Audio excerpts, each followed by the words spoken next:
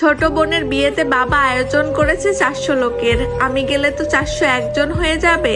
অতিরিক্ত একজনের দায়িত্ব বাবা নিতে পারবে না, তাই যাব না। একটা কোর্স করতে যখন দেশের বাইরে ছিলাম তখন রবিন নামের এক বাংলাদেশি ভাইয়ের সাথে রুম শেয়ার করে থাকতাম। একদিন রুমে এসে দেখি উনি লাগেজ গুছাচ্ছেন। আমি হেসে বললাম, দেশে যাবেন নাকি ভাই?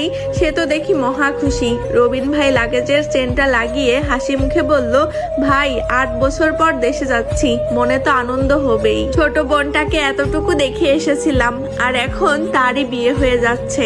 বোনটা যখন আমাকে দেখবে খুশিতে যে কি করবে এটা ভেবেই আমার চোখে পানি চলে আসতেছে। রবিন ভাই হাসি মুখে কথাগুলো বলতেছিল, অথচ আনন্দে ওনার চোখগুলো জল করতেছিল।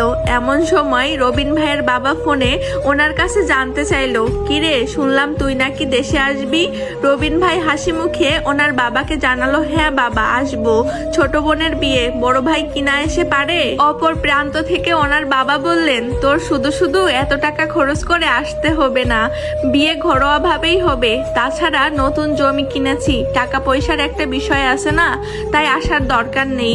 বাবার সাথে কথা বলা শেষে রবিন ভাই যখন ছোট বোনকে জিজ্ঞেস করলো, কিরে তুইও কি চাস আমি তোর বিয়েতে না আসি? ছোট বোন বলল, এমনিতেই বাবা অনেক টাকা খরচ করছে, 400 জন লোকের খাওয়ার ব্যবস্থা করতে হচ্ছে, গরু খাসি কিনে এনেছে, এই অবস্থায় তোমার এত টাকা খরচ করে দেশে আসতে হবে না।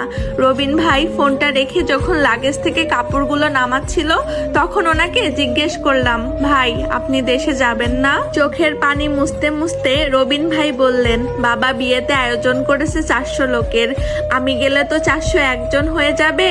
একজনের দায়িত্ব বাবা নিতে পারবে না, তাই যাব না। সেদিন নিজ চোখে একজন প্রবাসীর কষ্ট দেখেছিলাম একজন প্রবাসীর সাথে তারই কাছের মানুষগুলো কেমন নির্মম আচরণ করে। প্রতিদিন কাজ শেষ করে রবিন ভাই তার রুমে এসে ছোট ভাইকে ফোন দিত আর বলতো বাড়ির আশপাশটা একটু ভিডিও করে পাঠাতে, কিন্তু ছোট ভাই বিরক্ত হয়ে ফোন রেখে দিত।